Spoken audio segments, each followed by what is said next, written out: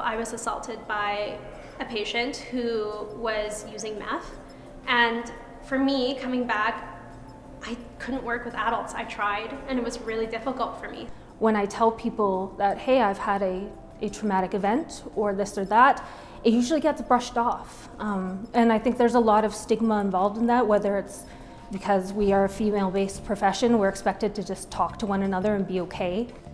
Healthcare professionals, including nurses, often encounter potentially traumatic and unpredictable situations leading to operational stress injuries.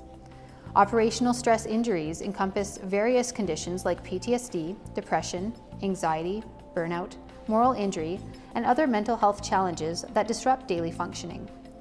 Nurses with OSIs may need mental health support, time off, and assistance in returning to their pre-injury roles. The successful workplace reintegration of nurses recovering from OSIs is a crucial step in the healing process. However, there is a scarcity of scientific literature on nurses' return to work, emphasizing the need for further research in this area. When you go through an OSI or some sort of injury, coming back your experience is so different, your perspective is so different. Looking at a patient might cause a different experience for you than it was before. I would love people to know how difficult it really is to go back after an injury.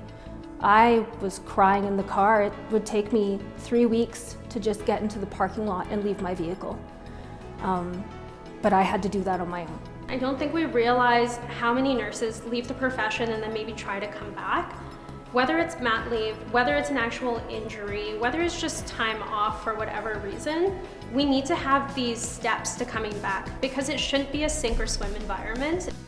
Our study delved into the experiences of Alberta nurses who were engaging in workplace reintegration after an OSI. Through interviews and focus groups, their perspectives and recommendations for improving return-to-work practices for healthcare providers were explored. Nurses expressed a desire for more standardized, peer-supported approaches to reintegration.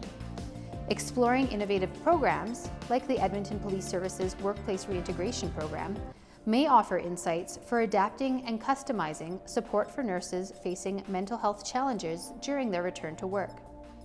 Moving forward, implementing effective evidence-based interventions that enhance sustained return-to-work outcomes could strengthen the overall healthcare workforce. Prioritizing workplace reintegration of nurses may prove more cost-effective than training and recruiting new staff. Failure to develop policies, procedures, and initiatives to facilitate this process can lead to decreased staff retention, which can contribute to shortages of experienced healthcare professionals and compromise patient care quality. Peer support is a beautiful thing. Nursing peers are usually one of the few that can understand what you've really been through. They understand the environment, the stressors, the cues that someone else may not, whereas a nurse with me would be able to know and tell, and they would be able to support me in a way that nobody else really could. That understanding element is huge, and community is how you heal.